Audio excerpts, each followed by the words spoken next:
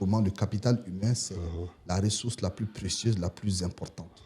Et les capacités humaines, surtout des jeunes, parce que pour nous, ils sont l'avenir, on le dit assez souvent, mais ils sont aussi et surtout le présent.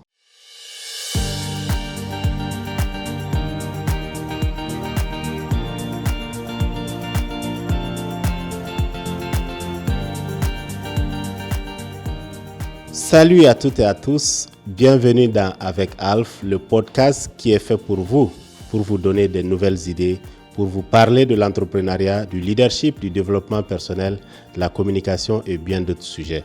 Ici, on reçoit des invités qui viennent avec leur parcours, avec leur background, pour venir vous entretenir sur un sujet aussi passionnant qu'est le leadership et bien d'autres thématiques. Aujourd'hui, je suis très heureux de recevoir un très grand leader de la jeunesse malienne qui est connu dans le domaine surtout du leadership des jeunes et il est activement engagé dans ce domaine-là. Et aujourd'hui, on va parler de son parcours, pourquoi il est si engagé et pourquoi surtout dans le domaine de la formation, et il va nous entretenir sur ça. Je suis heureux de recevoir mon très cher ami Abdoulaye Yaro. Comment ça va? Très bien, Alf, très bien. Heureux d'être sur ton plateau, sur le podcast avec Alf, qui était radiophonique avant. Ouais. Voilà, donc, on a fait un numéro avant là-bas. Absolument, absolument. Avec beaucoup de plaisir d'ailleurs. Ouais. Et le plaisir, il est sans doute renouvelé d'être là et de voir ce projet dont on a tant parlé se réaliser. Donc, une façon de dire qu'il faut toujours commencer. Ouais. La qualité importe peu. Il faut commencer. Et je pense que la perfection viendra après. Merci beaucoup. Et nous aussi, on est heureux de te recevoir. Et on devrait te prendre un peu plus tôt, mais à cause de l'agenda chargé. Mais aujourd'hui, le plus important, c'est que tu es là et on va parler. Tout à fait. Oui. Alors, c'est à l'accoutumée chez nous de donner la parole à nos invités de se présenter et qui disent souvent que ce n'est pas évident de se présenter. Alors, qui est Abdoulaye Yaro? Alors, Abdoulaye Yaro est sur ce plateau en qualité de fondateur de l'initiative LED pour leadership, entrepreneuriat et développement communautaire. Et bien évidemment, j'ai d'autres qualités, mais le plus important aujourd'hui, c'est fondateur de l'initiative LED qui travaille avec les jeunes et pour les jeunes.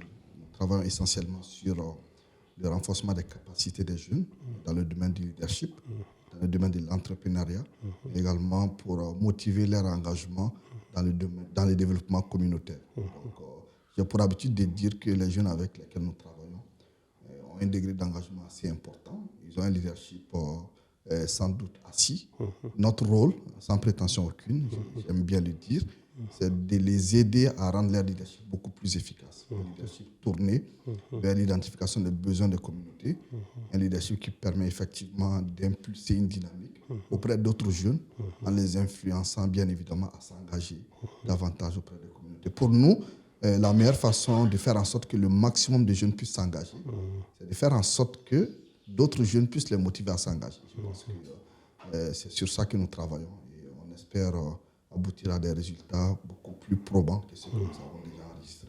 Ok. C'est vrai, Initiative LED, on a vu naître et puis avec tout le parcours. Si on revenait un peu au début, quelqu'un va se poser la question, Initiative LED, mais d'où vient l'inspiration? Où est-ce que Yaro a commencé dans le domaine du leadership au Mali? Alors, je suis passé par une école qu'on appelle la Jeune Chambre Internationale. J'en profite pour rendre hommage à cette organisation qui nous a tant donné. J'ai dit non parce qu'effectivement, nous sommes des milliers de personnes à être passées par cette organisation. J'ai eu l'opportunité de diriger en 2012 une organisation locale qui est quand même le niveau de leadership le plus compliqué au sein de la Jeune Chambre Internationale. Nous sommes en contact avec les membres, nous sommes en contact avec les communautés et les partenaires. J'ai eu aussi l'immense opportunité de diriger l'organisation au niveau national. Et en 2016, où j'ai eu l'opportunité, bien évidemment, de parcourir les différentes localités où la Jeune Chambre Internationale est installée, et presque toutes les régions du Mali. Et j'ai eu l'opportunité de rencontrer les parties prenantes, les autorités politiques, administratives, les légitimités traditionnelles, mais aussi le maximum de jeunes avec lesquels nous avons échangé. Et le constat le plus important que j'ai eu à faire durant mon mandat et qui consistait, le soubassement même de notre engagement en 2016, c'est que sans les capacités, nous ne pouvons pas arriver à réaliser quelque chose de grand. Les capacités humaines. Les capacités humaines. Pour moi, le capital humain, c'est la ressource la plus précieuse, la plus importante. Et les capacités humaines, surtout des jeunes. Parce que pour nous, ils sont l'avenir, on le dit assez souvent, mais ils sont aussi et surtout le présent. Donc après 2016, j'ai voulu orienter mon engagement au-delà de la Jeune Chambre internationale pour toucher beaucoup plus de monde, mais aussi avec cette particularité d'être focus sur tout ce qui est développement des capacités.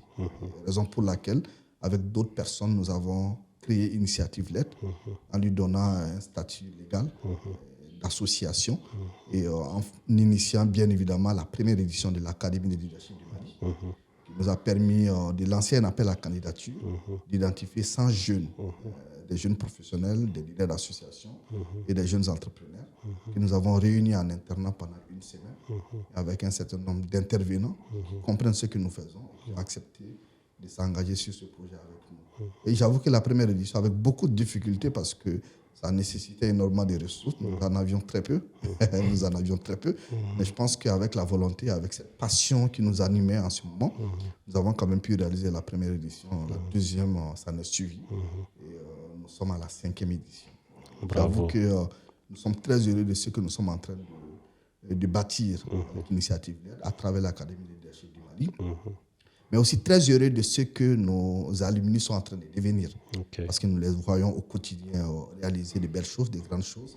Ça prouve à suffisance que ce projet-là, cette initiative, elle est importante, elle est pertinente et elle mérite d'être davantage amplifiée. Merci beaucoup. J'ai suivi effectivement ce projet-là et je suis le projet, comment ça évolue. Bravo et félicitations. C'est pas du tout évident.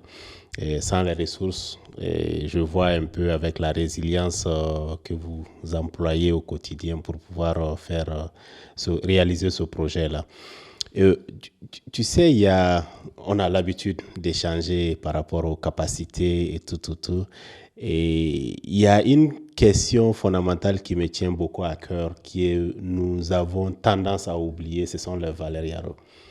Et je sais que tu es vraiment à cheval sur les valeurs et j'aimerais que tu nous entretiennes un peu. Quelles sont les valeurs qui guident Yaro au quotidien? Alors, les valeurs, nous en parlons suffisamment. Alors, je me souviens d'ailleurs lorsque, avec Alf, était radiophonique. Voilà. Notre première émission, nous en avons beaucoup parlé. C'est vrai, les valeurs, pour moi, elles sont importantes. Plus que ça, et les valeurs sont sacrées. C'est ce qui nous permet effectivement de faire le choix entre ce qui est bon et ce qui ne l'est pas.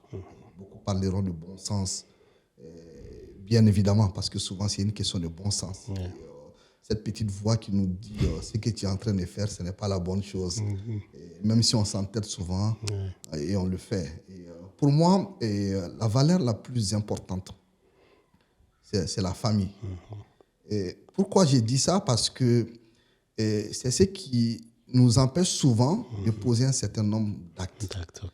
Et d'abord, la famille, par rapport au père, aux mères, par rapport aux frères, aux sœurs, mais aussi par rapport à l'épouse et aux enfants.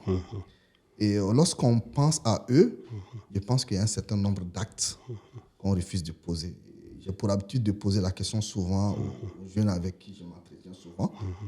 Lorsque vous posez un acte et que le lendemain, les journaux en parlent, comment est-ce que vous vous sentirez? Et si la presse en parlait, si c'était publié sur les réseaux sociaux, là, en ce moment, ça vous dépasse. Et ce n'est pas seulement votre propre personne qui avait posé un acte et vous en êtes conscient, vous savez que ce n'est pas la bonne chose à faire, mais c'est tout le monde qui le sait. C'est votre père, c'est votre mère, c'est votre épouse, ce sont vos enfants, ce sont vos frères et sœurs, vos amis qui découvrent ce que vous avez fait, et qui n'est pas forcément la bonne chose. Donc pour moi, la famille, elle est sacrée, elle nous permet de nous fixer un certain nombre de limites. Elle nous permet effectivement de nous dire qu'il y a autant de personnes derrière nous qui méritent effectivement de vivre sereinement parce que tout simplement nos actes ne nous conduisent pas à poser un certain nombre de choses qui puissent les faire Ça, c'est extrêmement important. L'autre valeur pour moi qui est importante, ça, c'est l'intégrité. Okay. Et l'intégrité, bien évidemment, ça couvre tout ce que je disais tout à l'heure, mais elle est assez spécifique. Et d'ailleurs, certaines études menées sur les valeurs les plus importantes pour un leader et disent qu'au-delà de la vision, la valeur la plus importante, c'est l'intégrité. Okay. Pour moi, c'est aussi la valeur qui manque beaucoup dans nos sociétés. Malheureusement. Malheureusement, dans nos entreprises, au sein de nos structures publiques. Et, cette valeur qui est reléguée au second plan, mais qui pourtant méritait d'être mise au devant de tout, dans nos choix au quotidien. Et le choix des candidats pour des postes, le choix des candidats à des hautes fonctions politiques et administratives. Je pense que la valeur intégrité doit être au cœur, n'est-ce pas, du choix des hommes, bien évidemment, mais qui malheureusement est mis au second degré. Alors, l'autre valeur aussi, qui pour moi, elle est importante, ça c'est le travail. Le travail. D'ailleurs, j'encourage beaucoup les jeunes à faire le nécessaire, à s'investir au quotidien et à vivre à la sueur de leur front. Ça, c'est extrêmement important. Et quel que soit ce que tu fais, le plus important, c'est qu'à la fin de la journée, tu puisses te dire, j'ai donné le meilleur de ce que je pouvais donner et j'ai eu peut-être ce que je devrais avoir à la fin de la journée. Ça, c'est extrêmement important. Donc, bien évidemment, on peut citer des dizaines de valeurs, mais pour moi, la famille, elle est sacrée, elle est importante. Pour moi, l'intégrité, elle doit être au cœur de tout ce que nous faisons. Et le travail doit nous permettre effectivement de nous accomplir et d'être fiers effectivement de ce que nous réalisons au quotidien. Merci beaucoup. Je peux quand même témoigner que j'ai été témoin de tout cela à travers les moments qu'on a eu à se fréquenter et depuis qu'on se connaît déjà. Bien, on essaie, encore une fois, puisque c'est une émission publique, on n'est pas parfait. Ouais, mais on essaie chaque jour de faire mieux que ce que nous avons fait la veille, quoi. Je pense que c'est ce qui est important. C'est comme tu disais, hein, il faut commencer pour ensuite avancer. Absolument. Voilà. Absolument. Et tu sais, dans tout ça, ça m'amène aussi à une autre question qui est surtout les difficultés. Tout ce que tu es en train de raconter, les différentes expériences et tout, certainement il y a des difficultés. Quel est le défi majeur peut-être que tu peux partager avec nous et comment tu as pu résoudre cela? Parce qu'il y a certains qui vont dire, ah, tout ça là c'est bien beau, je vais faire pareil, mais ça va sans doute sans difficulté. Ah ouais, bien évidemment, et je pense que tu en sais suffisamment parce que nous avons quand même eu à cheminer ensemble sur beaucoup de choses. Et au fait, pour moi, le défi le plus important, souvent qui est pris à la légère, ça c'est le fait que souvent ce que nous faisons n'est pas compris par ceux qui sont censés nous soutenir dans nos initiatives. Vous savez, lorsqu'on s'engage dans une dynamique aussi importante que le développement des capacités, surtout des jeunes, parce que notre cible, encore une fois, ce sont les jeunes.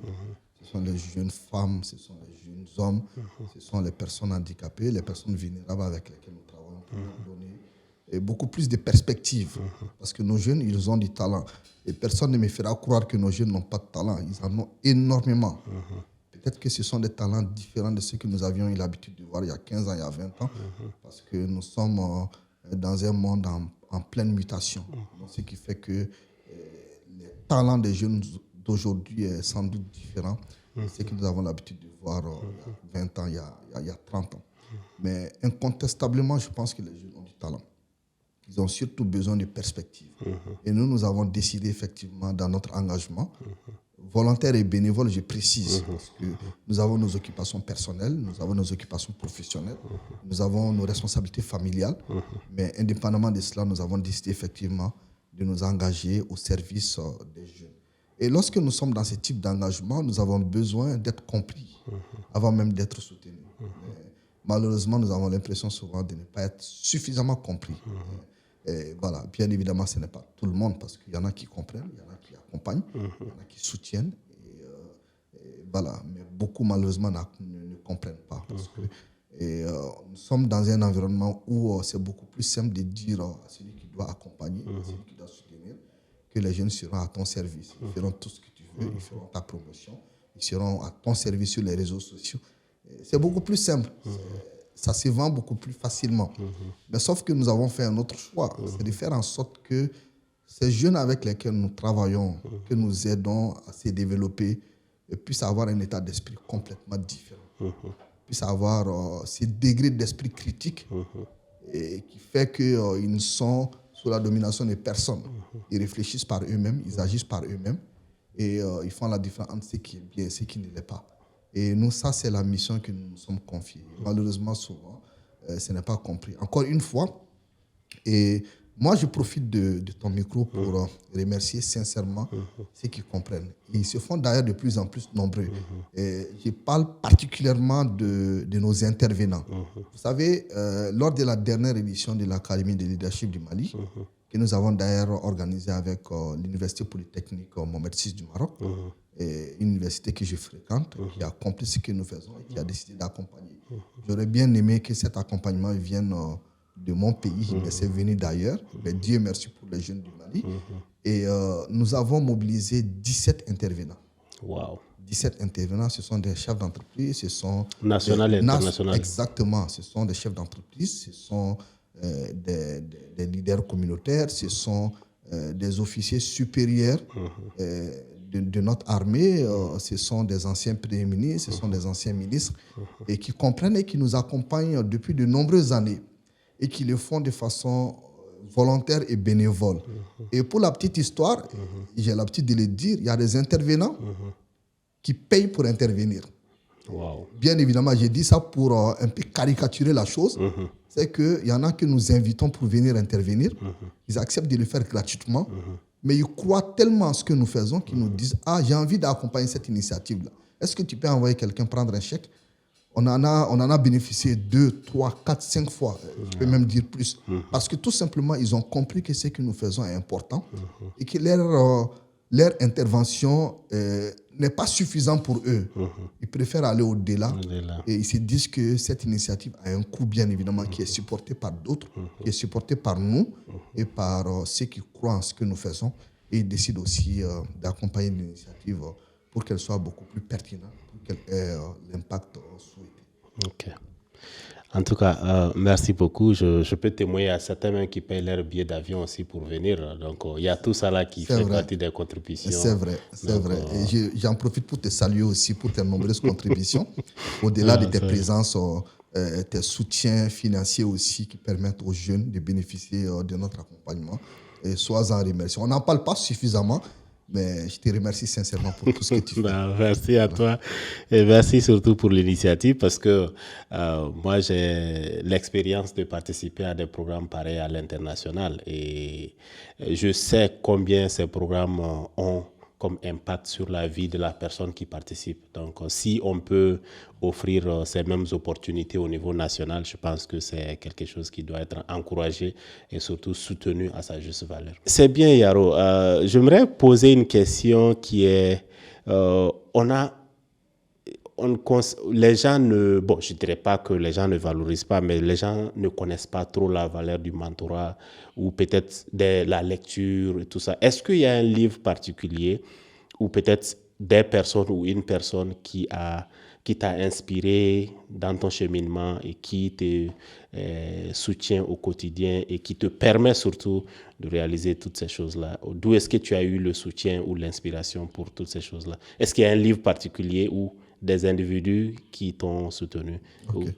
Alors, le risque de citer là, c'est d'en oublier, quoi. Parce que moi, je fais un travail qui est assez complexe, hein, et qui a souvent besoin de beaucoup de soutien. Et j'avoue que j'en reçois énormément. Bien évidemment, des soutiens d'envergure différentes. Bon, peut-être je vais reformuler la question. C'est beaucoup plus le mentorat. Est-ce que tu as des mentors dans ta vie? Alors, mentor, pas de façon formelle.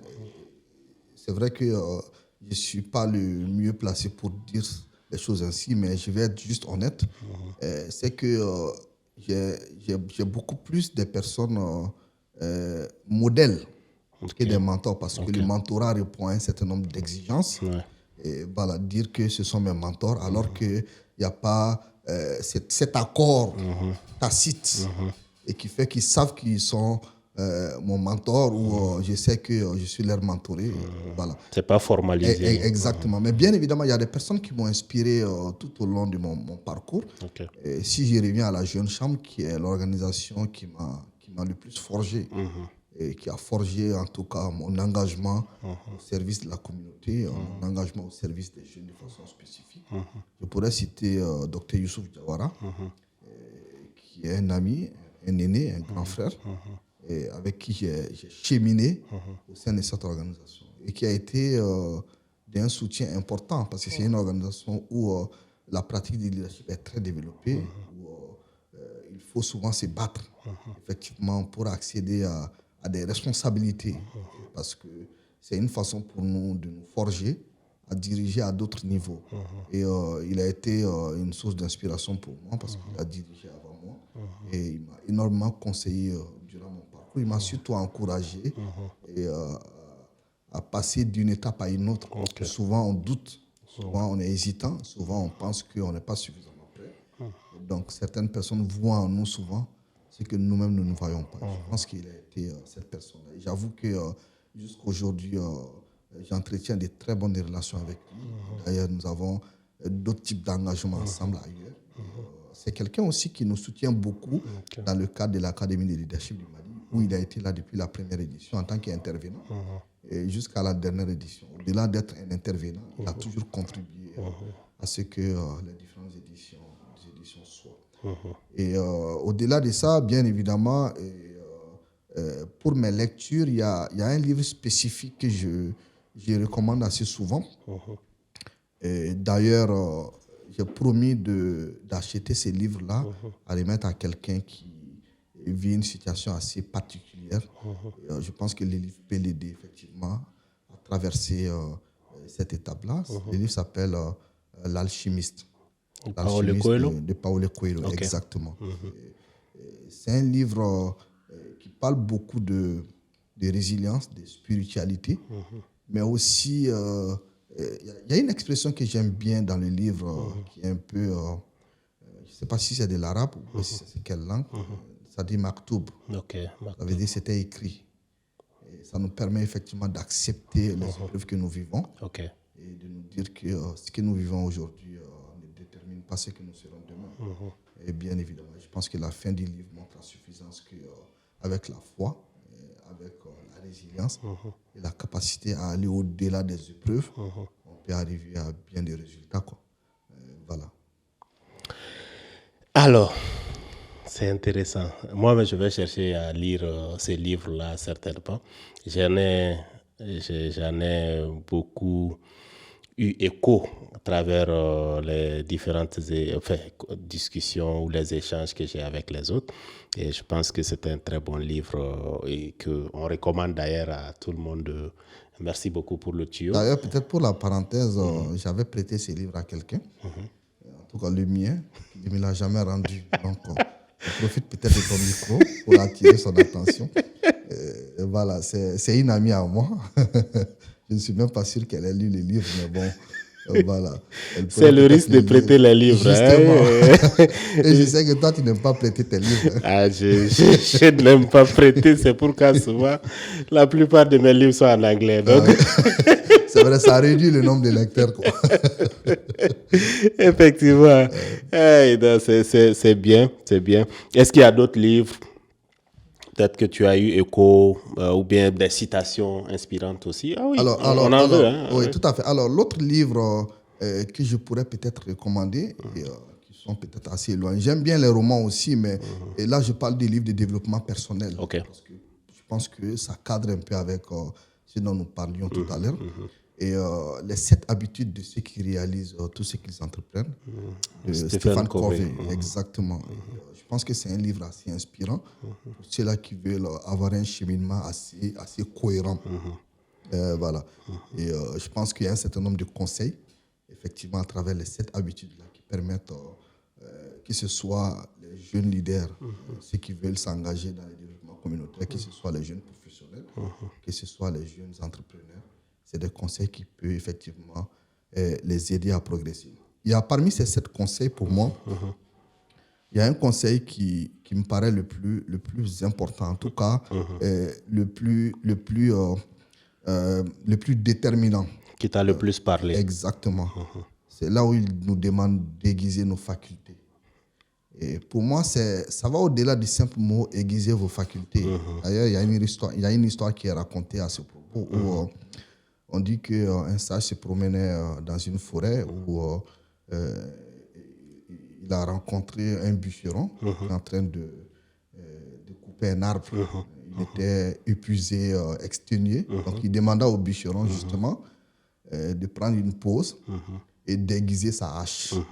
Et ce dernier lui répondra, non, je n'ai pas le temps, il faut que j'aille vite. Donc, c'est une façon de nous rappeler que le plus important, ce n'est pas l'effort qu'on fournit, mais c'est ce recul que nous prenons pour nous développer, nous renforcer, pour être suffisamment capables, n'est-ce pas, de faire face aux défis auxquels nous sommes confrontés. Donc, pour faire court, l'histoire raconte cela. Et je pense que ce soit vous, que ce soit moi, que ce soit d'autres personnes, quels que soient les résultats que nous avons atteints, quel que soit le niveau de responsabilité que nous avons, il est important effectivement de prendre souvent du recul pour développer nos capacités, aiguiser nos facultés, pour être en accord avec ce qui est dit, pour effectivement répondre aux exigences de notre monde qui est volatile, qui est incertain, qui est complexe et qui est... Tu sais, j'aime bien cette histoire parce que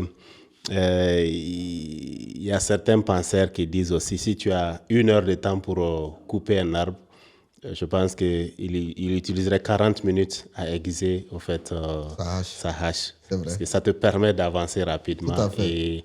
Et je pense qu'on doit prendre conscience de cette croissance. Et ça m'amène aussi à parler de John Maxwell qui dit aussi que on devient vieux de façon automatique, mais on ne grandit pas mentalement de façon automatique. Ça doit être intentionnel. C'est vrai. On doit apprendre, on doit chercher la connaissance continuellement. Merci quand même pour ce partage. Je pense que c'est l'occasion, c'est ça aussi l'avantage avec Alf. On apprend, on grandit ensemble et on partage les astuces pour nous permettre au fait d'avancer. Est-ce qu'il y a une citation particulière qui devient ton moteur ou peut-être l'essence qui te permet d'avancer? Alors, ce n'est pas une citation en tant que telle, mais c'est une partie d'un verset coranique, où, si tu me permets, parce oui, que, voilà, où Dieu dit nous vous éprouverons par le bien et par le mal à titre de tentation. Et souvent, cette citation me vient en tête lorsque je suis face à des épreuves, face à des difficultés. Là où il y a la difficulté, certes, il y a la facilité. Là où il y a la difficulté, certes, il y a la facilité. Et ça nous permet effectivement d'intégrer cette épreuve ou cette difficulté comme un élément du parcours pour effectivement arriver au succès. Ça nous permet d'être davantage résilients, de résister aux chocs et aux crises auxquelles nous sommes confrontés au quotidien. Parce que, encore une fois, nous sommes dans un environnement qui est assez complexe. D'où la notion de VUCA volatile, certains complexes et ambigus, qui fait que nous avons l'obligation de nous réinventer au quotidien et pour faire face à cette volatilité, à cette complexité. Et nous avons besoin surtout de faire preuve davantage de résilience, mais aussi d'être beaucoup plus performants. Voilà, je le dis souvent, la résilience, elle seule ne suffit pas. Ça nous permet peut-être de résister aux chocs et aux crises, mais il faut aller au-delà. Et pour aller au-delà, il faut faire preuve de performance. Et cette performance ne peut pas aller sans effectivement les capacités que nous devons développer au quotidien. Encore une fois, d'où l'importance de travailler au quotidien à aiguiser ses facultés, faire face aux défis. C'est bien, ça me rappelle aussi ce qu'ils disent, pour qu'il y ait jour, il faut qu'il y ait la nuit, etc. Absolument. Donc, la nuit et le jour se chevauchent, voilà, donc se succèdent, disons. On tend un peu vers la fin de notre podcast, mais j'aime poser cette question toujours à nos publics, à nos invités. Et surtout, je leur demande souvent de regarder la caméra pour s'adresser à ces jeunes qui veulent être comme nous. Abdoulaye Yaro, je sais qu'il y a beaucoup de jeunes qui se réfèrent, qui te prennent comme modèle. Si quelqu'un veut suivre ton parcours, qu'est-ce que tu dirais? Quel conseil donneras-tu à cette personne-là aujourd'hui? Tu sais ce que je pense de ce genre de questions. Au fait, moi, je suis au-delà de mon engagement qui est assez visible. Et je suis assez pudique, surtout quand il s'agit de dire faites comme moi. Je trouve que c'est un tout petit peu prétentieux. Parce que pour moi, ce qui est important, c'est cette collaboration, cette complicité que j'ai souvent avec les personnes avec lesquelles j'entretiens de bonnes relations. Je pense que c'est la chose la plus importante, particulièrement les jeunes. Moi, je leur demande beaucoup plus d'être accrochés à un certain nombre de valeurs. Parce que, au lieu de dire moi, faites comme moi, je me dis faites voilà, comme les valeurs que nous prônons au quotidien. Voilà. Et notamment les valeurs d'intégrité, surtout. J'ai pour habitude de dire que les valeurs, ce n'est pas des chemises qu'on porte ou qu'on enlève au gré des événements.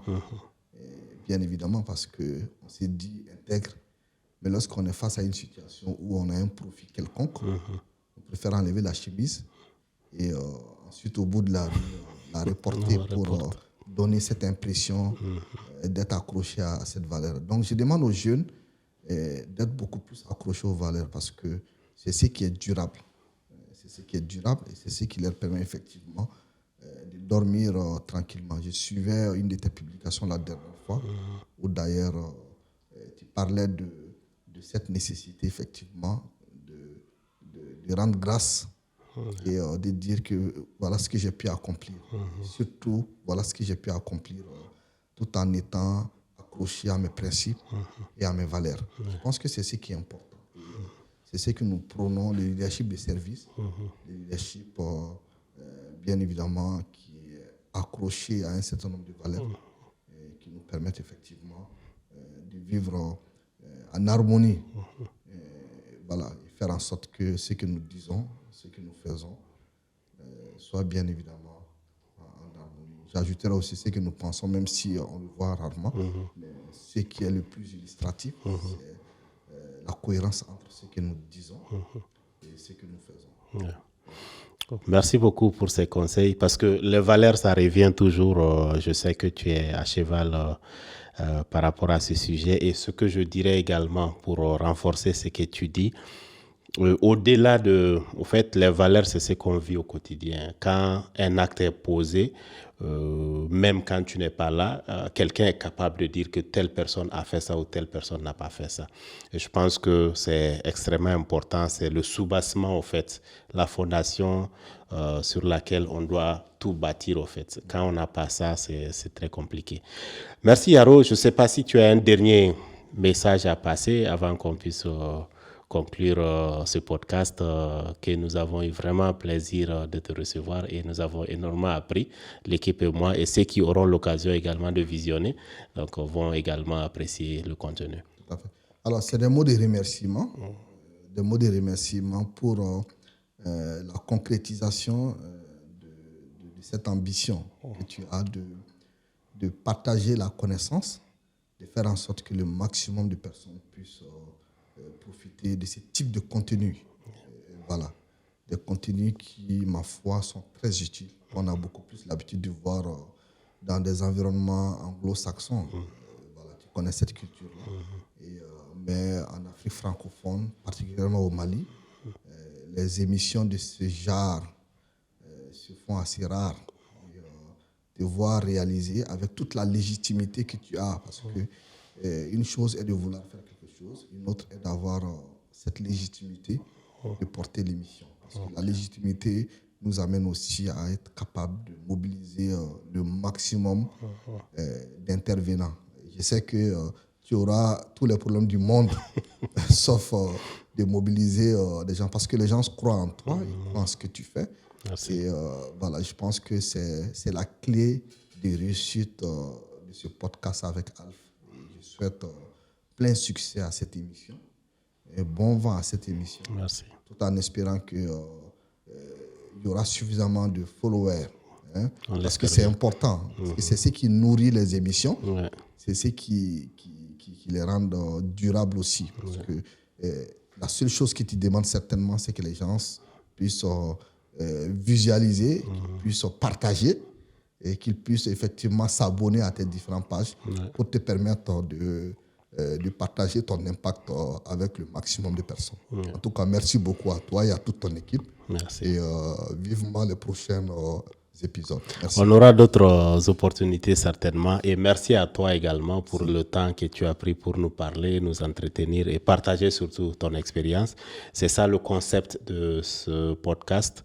Donner la parole à nos invités pour qu'ils puissent partager leur parcours qui va certainement inspirer d'autres et qui va certainement permettre à d'autres aussi de se mettre à la tâche pour pouvoir aller faire bouger les choses comme on le dit souvent. Donc, merci beaucoup.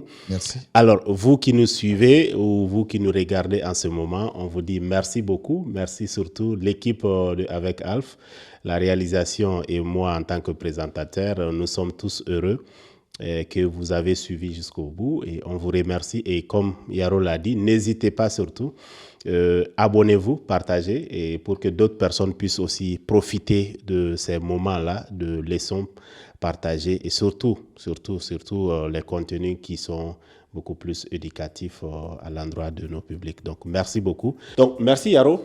Merci beaucoup, Alf. Merci d'être venu.